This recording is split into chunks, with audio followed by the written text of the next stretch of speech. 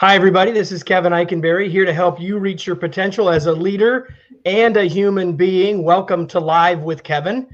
I'm glad to have you with me today. I'm not alone, as you can see.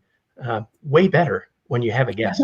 And my guest today is the lovely and talented Jennifer Kahnweiler, who is a leadership speaker and best-selling author of 4 books. I think of Jennifer as the go-to person, the expert about introversion and introverts at work, which is why we're here today to talk about the intersection of introversion and remote work, especially during this specific time. And so we're going to talk about a lot of things during our time today.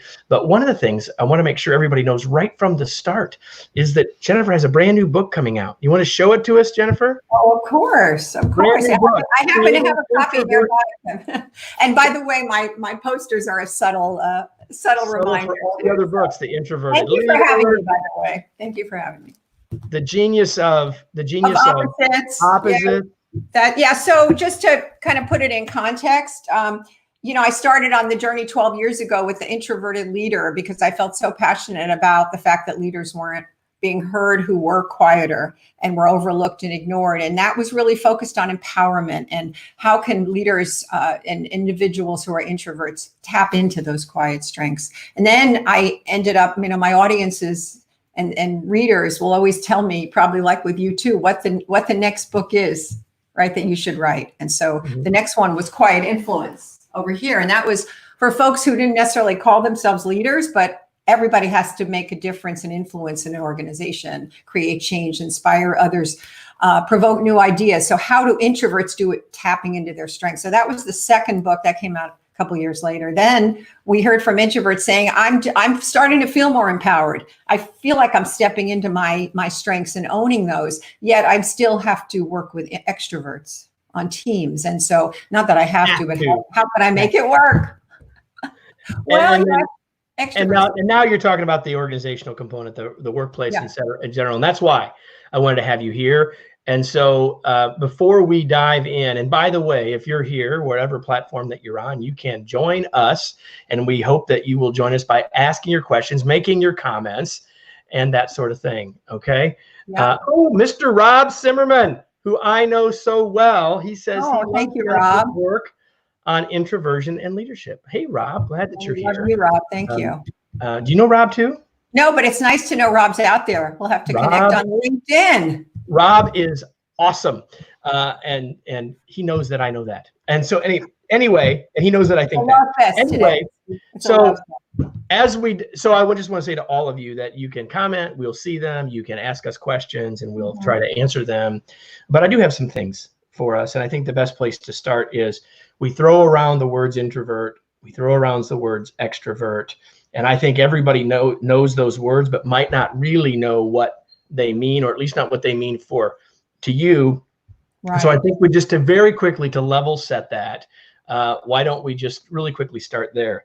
Thank you, Kevin. Describe quickly, so we can dive in what the difference is, what those two words mean. Yeah. Well, we're evolving in our understanding of introversion and extroversion from back in the day of Carl Jung, but it still comes down to energy, Kevin. Like, where do you get energized? Introverts tend to get energized from within, and they like people. That's the myth I mentioned last night when I said we're going to explode some myths today. Right. Introverts love people. I mean, they enjoy and have very deep relationships, but it's how much stimulation. And it's really a matter of degree. It's a spectrum. So introverts get energized in their heads. They need that deep thinking, that quiet time, that reflective time. You guys out there, tell me what you're thinking on that. Extroverts get energized by people, by being out in the world. And we both can get energized by the same things. But here's the difference. If you're an introvert, usually, if you say at the end of the day, I must recharge, I must have downtime. Extroverts will tell you, Kevin, you and I happen to be, we should come full disclosure here, we're both on the extrovert side of the spectrum. That's true. They will tell you, and you may say the same thing, after a busy day, I do like to rewind, but it's not like I must have that. So that's really, at this point, the differentiator. It is really, we've understand more over the last years, more of a spectrum right? So most people, it's like a bell curve. There is a bell curve. So most of us kind of in the middle. We're not extreme. Right. Right. So I've got to say to all of you that are here, we have awesome sound from Jennifer, but right now Jennifer is locked up on video. So Jennifer, what I'm going to ask you to do is just do what you did with me a few minutes ago and just leave and come right back. And I think that should reset the video, and I'll just make a comment or two while she does that. It won't be long. Okay, that sounds good. Yeah. And she'll be right back. Okay. And now she'll be right back in a second, everybody. So we're going to talk about the introversion piece of this, but don't worry, if you're an extrovert, we're going to get back at this as well from the perspective of what do we do if we're on a team and we're extroverted and some of our team members are not. What can we do to understand them? What can we do to work better and more effectively with them? And I was hopeful she'd be right back. Hopefully she's not having some sort of a challenge, right? So I'm going to ask you this while we're waiting for Jennifer to get back. If you're with us live on one of the platforms, what I'd just like you to do is to just tell us, hey, am I more introverted or am I more extroverted? Just type introverted, extroverted, I don't care. That would be really great. It looks like she's about ready to be back here in just a second. Okay. Okay, we have a black screen now, Jennifer. My apologies. I don't know what happened here. So we're Can you see yourself? No. Well, then can you hear me though? Oh, we hear you perfectly. Okay. All right. So, you know what? Maybe I didn't put on the camera. I did, but see, I don't know. And I'm connected, so not sure what's happening. Down below. And then. Yep. Something is amiss with the camera on Jennifer's end. Why don't you leave and come back one more time? I'm going to take off my Logitech. Kevin, we've been there.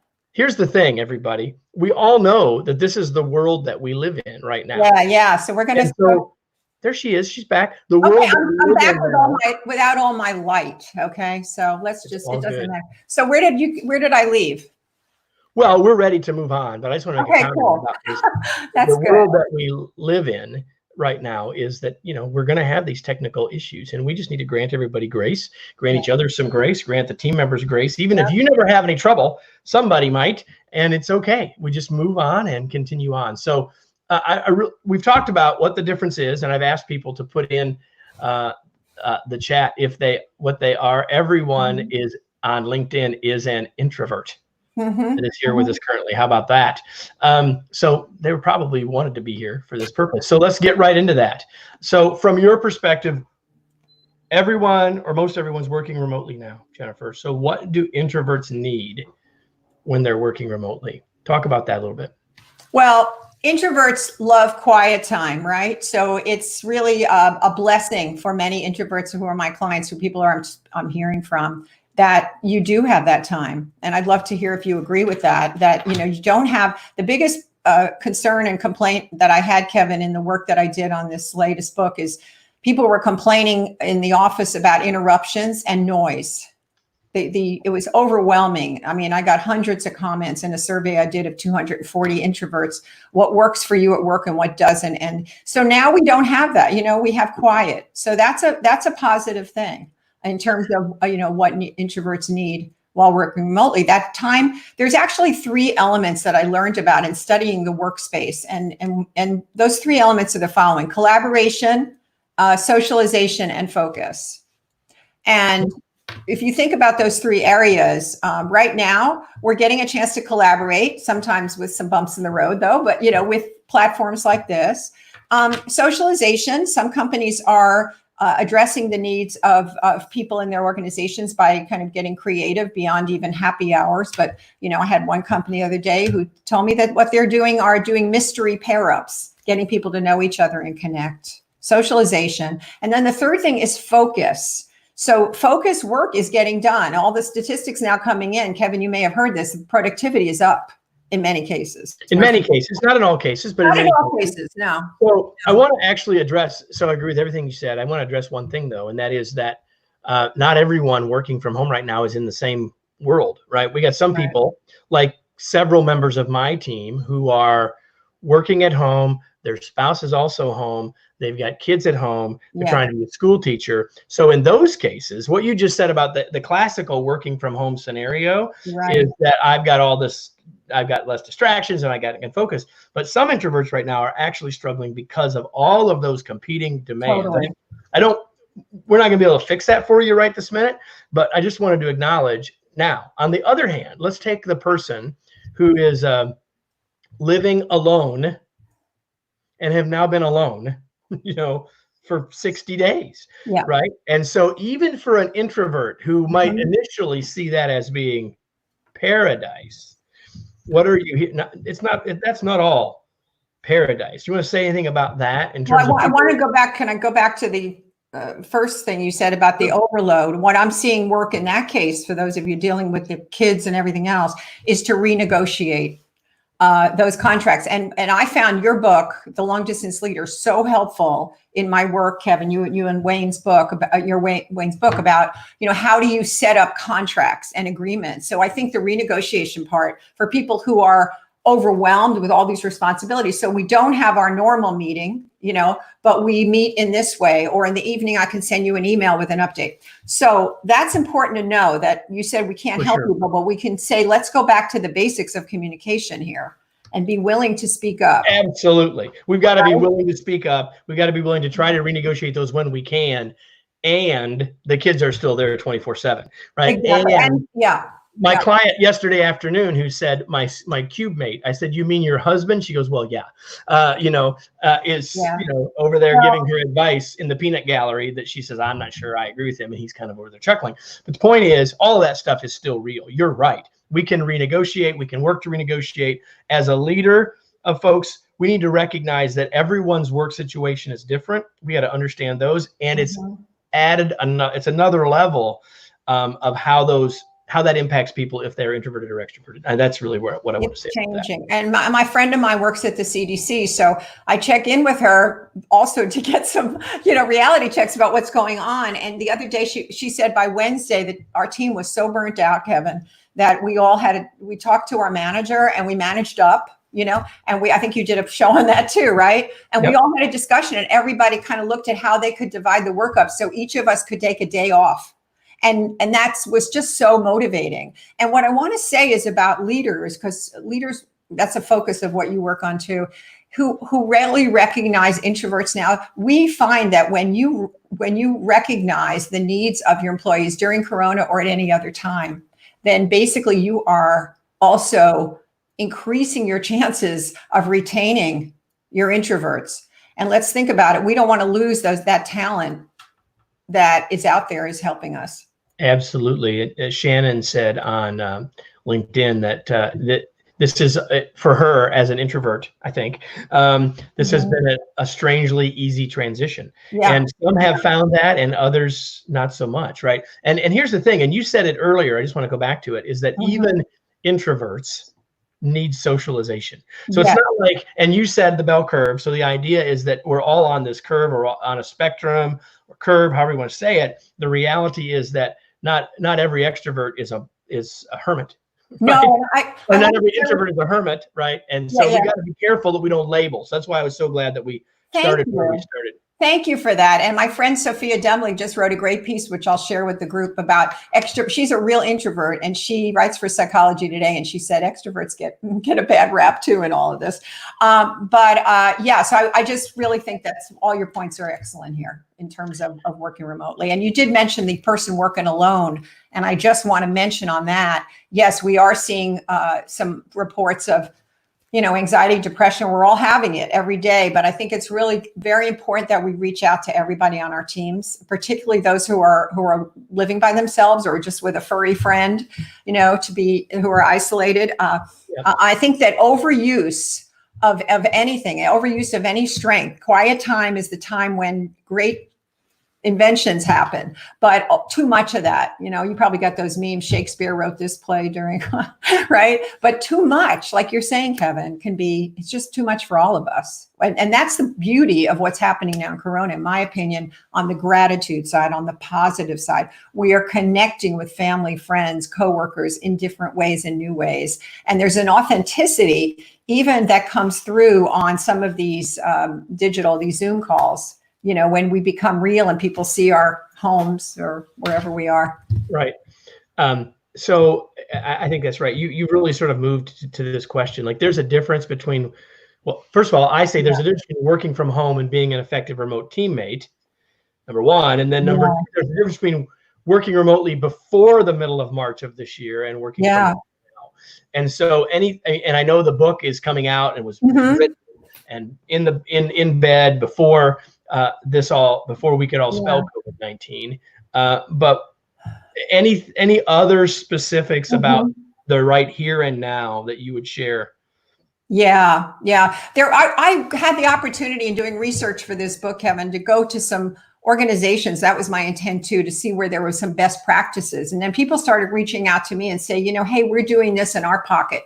So one of the things I found, this was at actually Google when I went to visit at some of the companies in Silicon Valley, and they started something not in all areas, but in some, called the user manual. And that's a team document that's very simple. You can even Google it and find it online. And it says how I like to be worked with, how I like to be communicated with, the kind of things we talk about when we discuss differences in personality. So I mentioned those interruptions before. What some teams are looking at is, do we have to have meetings? Everybody's always been complaining about meetings. That was the other pain. This is not new. Complaining about meetings is absolutely not new. It is not, Kevin, but these kind of meetings, I think we can all say, are exhausting. By the end of the day, after you've been to 4 or 5 Zoom meetings or even more, it takes, there's writing now about how it takes that physical energy too. So do we need to leave our cameras on all the time? Do we need to have everybody there? Really questioning what we are assuming we need to do to get the work done. So that's what a lot of companies do. I was at one, this didn't have to do with remote, but I think it was really interesting. They were sitting around talking about interviewing. And they said, we do these group interviews all day long. People have to go through the hoops. And they said, what about if for our introverts who are really burnt out at the end of the day, they have to do a big presentation and they seem like they're just completely depleted? What about if we move that to the morning, the next day? I was like, whoa, we might be able to grab somebody for our team who's really excellent, who we might have dissed, So my point there is that it's talking about how we're running our operations. And frankly, it's changing daily.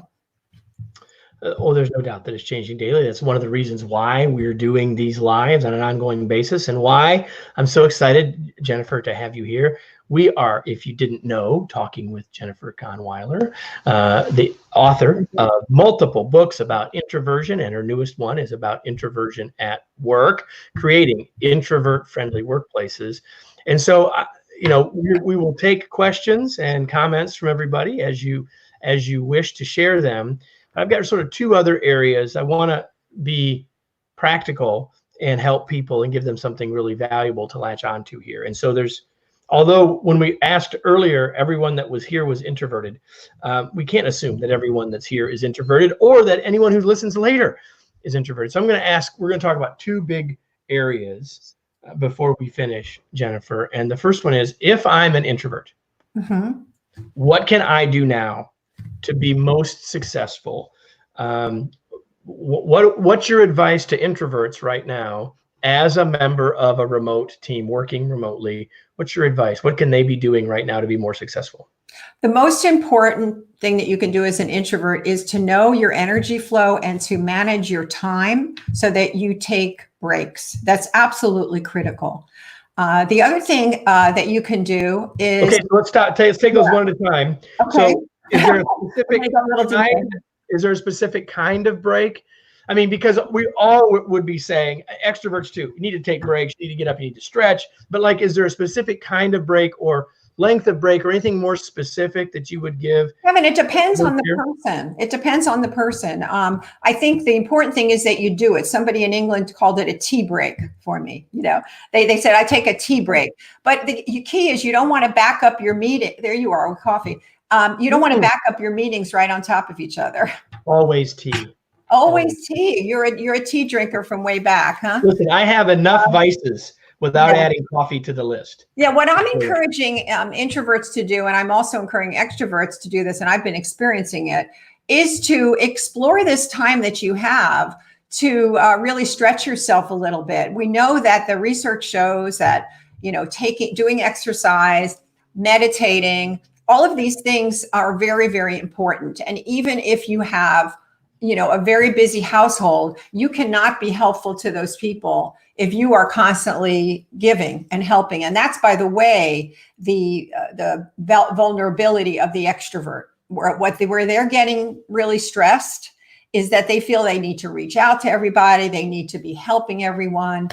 We're seeing this a lot with women and extroverts and introverts. So it's very important to understand that taking care of yourself, self-care is absolutely critical. And everyone's telling us that. But I think for the introvert, it's really, really key.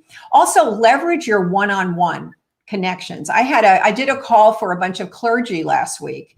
And one introvert chatted. And by the way, chats are a great way to see what's going on.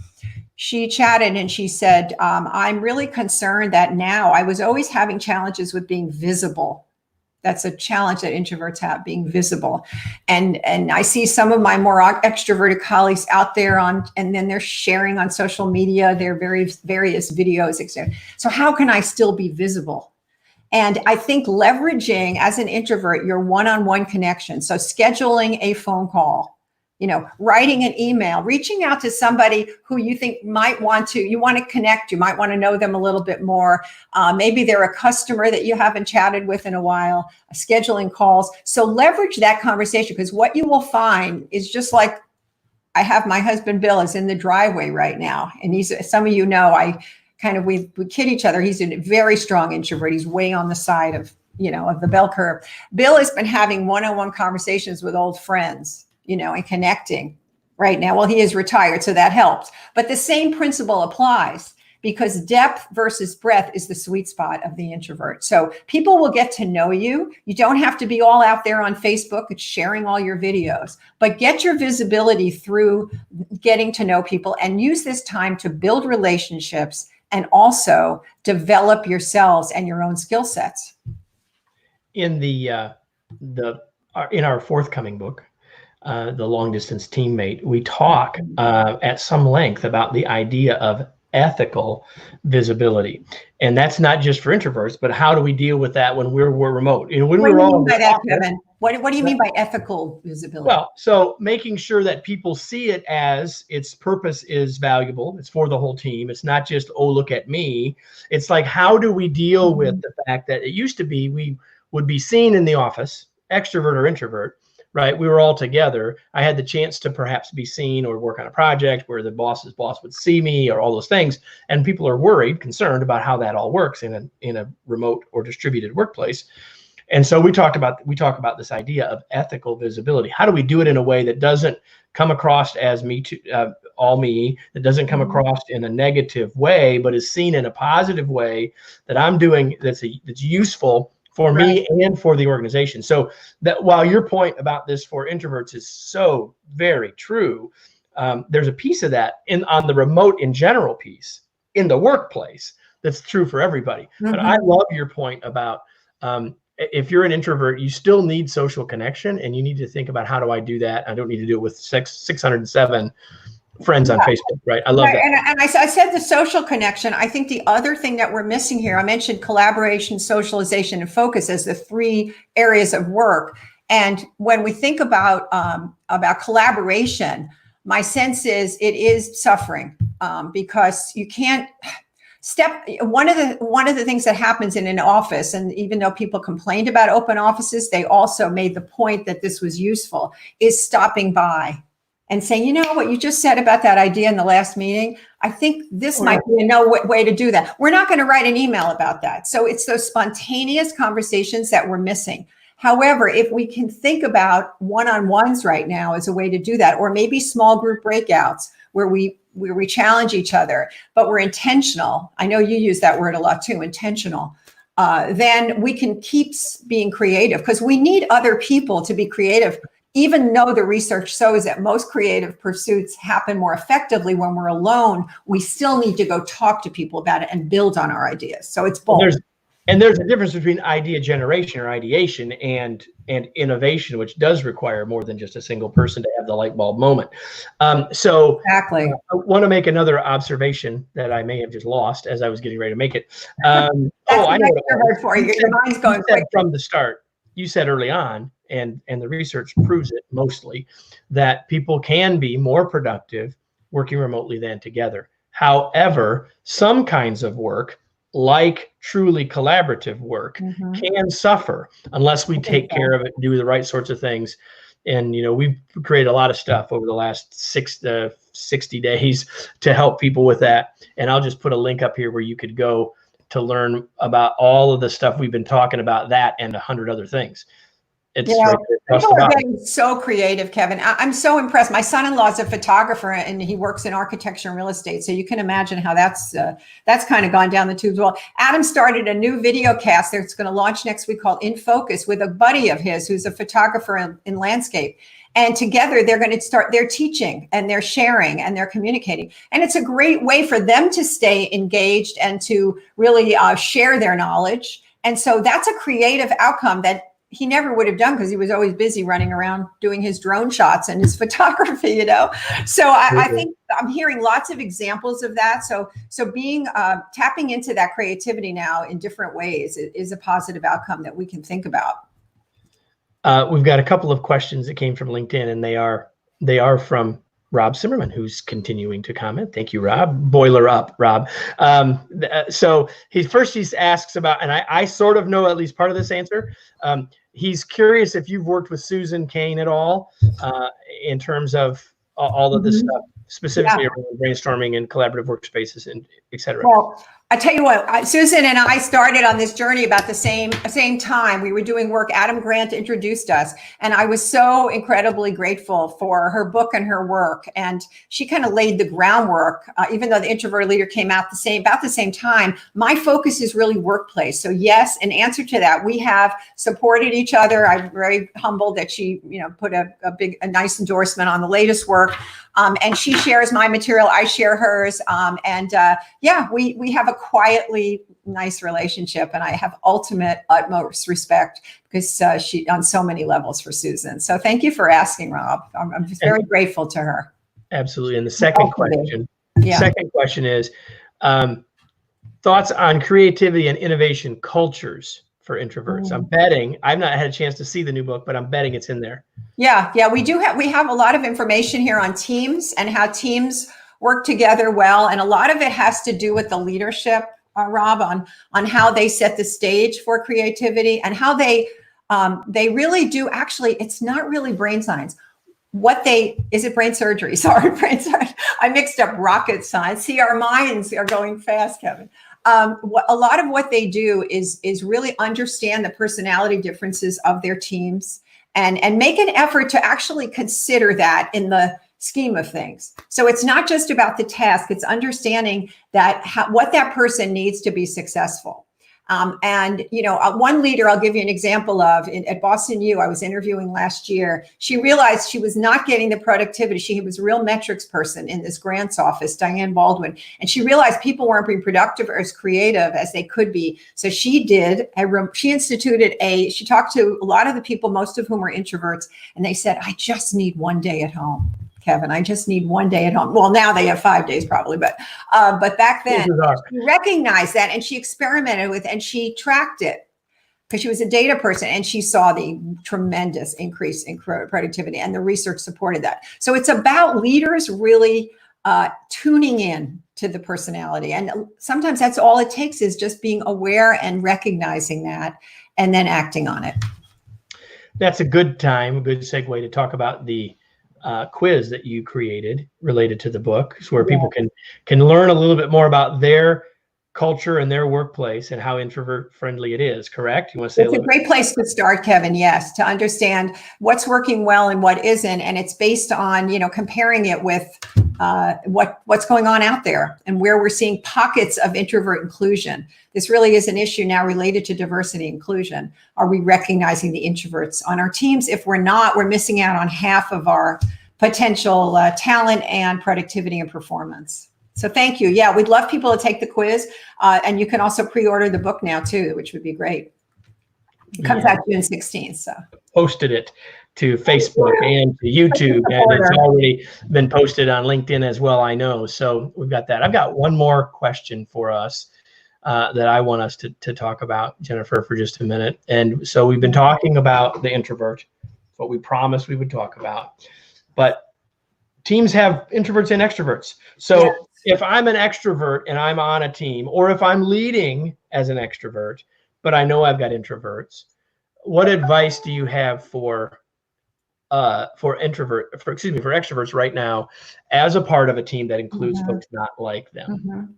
This is such a wonderful chance for extroverts to stop the busyness and focus on what's important. And what's important is maintaining and enhancing those relationships with your team members. And this is for leaders of teams or team members, right? So extroverts can take the time and not be rushing off to the next meeting or, keeping busy. That's one of the things we didn't talk about too, was the dopamine that's stimulated for extroverts. We need more stimulation to keep our brains going. Well, now's the chance. Is it Tuesday? Is it Wednesday? I don't even know what day it is, but I have time now to check in. So introverts need to do that. And the other thing that we need to do as extroverts is to listen and to pause. And that's related to what I'm saying. And the listening that introverts do is stellar most of the time. Not all the time, but most of the time. I'll say it this way. They are more likely to be better listeners than extroverts are. Okay, so you want to say more about that? No, I just you said it earlier. You said it earlier that there's more to the human makeup than introversion and extroversion. Exactly. So everything else being equal, as a natural starting point, are introverts probably better listeners? Yes. As humans, are we good listeners? No. That's all I'm saying. No. It's just an add to your point, really, is all it was. Yeah. Can we be comfortable with silence? And I'm finding on some of these group Zoom calls where you have extroverts and introverts, you're not hearing the introverts speak up. So one practical tip I want to give for right now for the extroverts is to really utilize your chat. I'm looking at that right now. Or have somebody help you if you're running a meeting. That's probably even better, is to, I know, Kevin, you have folks in the background helping you, reading the comments. You can engage people so much more. I did 10 years of online training for primarily introverted engineers, scientists, R&D, et cetera. And I found that more of the rich conversations happened in the chat. So pay attention to the writing that goes on from your introverts. Listen, be okay with silence. Don't make judgments just because somebody's not speaking up quickly. He's smiling. I think we hit a chord there, Kevin. No, I'm just agreeing with you. You're agreeing. Okay, good. That's just agreeing with you. And so we got a comment from Facebook. I'll just put up real quick and answer the question. Alan Black, it's good to see you, sir. So the platform here is we are simulcasting right now on LinkedIn, YouTube, and Facebook. He's clearly on Facebook. Yeah. And the reality is that the tool we're using is called, for anyone who wants to know, it's called StreamYard. It has both a free and a paid version. We're on the paid version, which allows us to go multiple places at once. So hopefully that answers the question for Alan. Maybe it answers it for someone else as well. So let me just say that before we go, and before I thank you for being here, I want to put up the title of the book again, if I can find it. There it is. Kevin, we should also say that we're both, we know each other too as fellow authors for this great publishing company, I keep going like that, Barrett Kohler. And your latest book, I know you've published other books too, but your last book, I'm going to say it again, The Long Distance Leader, was very helpful to me. And I recommend it to everybody out there. It's so timely right now. The Long Distance Leader. And what was the subtitle of that book? Rules for Remarkable Remote Leadership. Yes. There you go. Okay. Don't ask me hard questions. That's true. I know it's always hard to remember. So here's the thing. There's the new book, Creating Introvert-Friendly. I'll move away. Bill just made me put up the poster this morning. So there's the other book there. Yeah, there. And, so Jennifer Kahnweiler, thank you for being with us. Kevin, thank you for joining us today. And I know that everyone who's here is glad that they were, and I know I am as well. So thanks so much for being here. And to all of you, we'll be back. I'm not quite ready to announce it yet, but my next guest is next Tuesday, same time, 12:05 Eastern time. We'll be live on all these same locations. Can't announce the name of the person yet, but trust me, you're going to love my conversation with this gentleman. And I can tell you that he is a leader who is the kind of person that you want to follow. And so more to come on that soon. I may do live between now and then, just me, but for sure next Tuesday right here, live with Kevin. Hope you'll join us. And until then, be well, so much, be healthy, and be remarkable. Thanks, everybody. Thank you.